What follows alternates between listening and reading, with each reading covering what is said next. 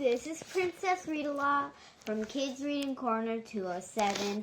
Today we're going to read Island of the Cyborgs. Written by Caban. Illustrated by Eduardo, Mello. Captain America was on a solo mission. A ship carrying high-tech battle gear had disappeared, and Nick Fury had tasked him with finding it. Cap entered the last known coordinates in his Jinquet and took off. Soon he found himself flying over an island with what appeared to be an abandoned fortress on it. He landed with a splash in the water and began to make his way to land. Captain America had been on enough missions to know that just because something looked abandoned didn't mean it actually was. He approached the fortress slowly and quietly. Suddenly, pew, pew, pew! The beach lit up with hundreds of bright green blasts. Cap was under attack. The powerful blasts were no match for Captain America's vibranium shield, but they were still strong enough to throw him to the ground. Finally, they stopped. Cap struggled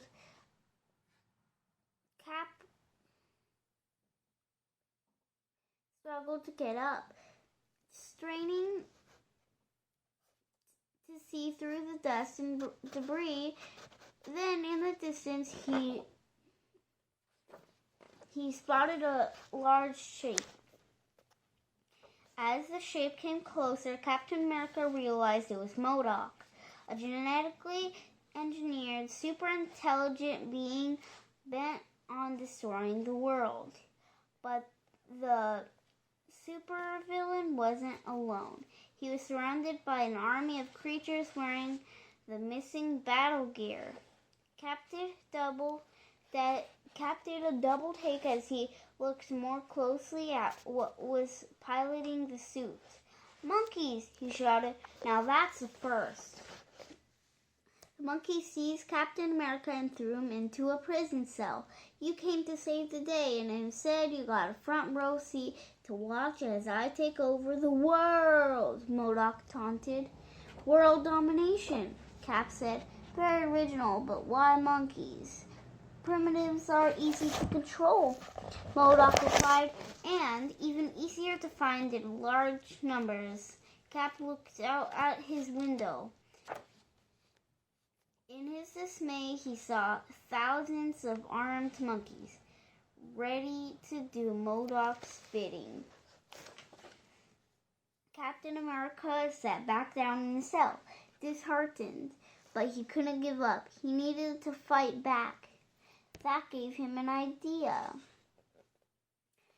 "Hey, ugly!" Cap shouted at one of the cyborg monkeys walking by his cell. "I call this one Monkey See, Monkey Do." The hero began to slam his metal cuffs against the metal bars of the cell. The sound vibrated through the stone walls. The cyborg monkey was starting to twitch and reared its head. The loud noise was driving him crazy. He began to claw at the metal bars, anything to make the sound stop. His battlesuit bent the bars enough that he pulled himself inside the cell with Captain America. With a screech, cyborg monkey lunged at the hero. Cap moved out of the way as the cyborg grabbed his chains, twisting and breaking them into pieces. Captain America's plan had worked. Thinking quickly, Cap bolted through the cell opening and bent the bars of the cell, trapping the cyborg. He turned toward the massive lab. "Now, if I were a vibranium shield, where would I be?" Captain America quickly found his shield, but he froze as a giant hand landed on his shoulder. It wasn't a human hand, it was much bigger, heavier, and stronger. Cap now found himself face to face with an army of cyborg monkeys. He punched one cyborg and was surprised when its battle suit exploded. Frightened monkeys scurried out of the broken machine. Cap realized that MODOK's mind control only worked on the monkeys when they were inside the suits. He quickly set about destroying every single cyborg in the lab. Pieces of their battle suits littered the floor as the monkeys escaped from the fortress unharmed. As Cap turned a corner, he heard MODOK sharing his plan with his minions. He wanted to force Cap into one of the suits, but he could control the hero's mind and make him do his bidding. That doesn't really sound like me, Cap said, charging at the cyborgs. MODOK asked, "Monkeys, attack!" Captain America knew he couldn't stop thousands of cyborgs on their own, but he could stop MODOK. Cap knew from his previous battles that if he broke the supervillain's chair, he would break the mind control connection. The hero pushed his way through the cyborg monkeys until he found an opening. Taking aim, he threw his vibranium shield at MODOK. The villain crashed into the ocean below. Cap looked over a wall for a sign of MODOK, but he was gone. Captain America set about releasing the remaining monkeys.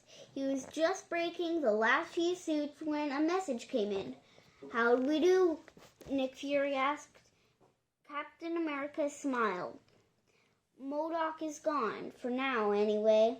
"Great," Nick replied. "I have another solo mission for you, and I need you at attention, soldier. No more monkeying around." The end. Thanks for listening, and read lots.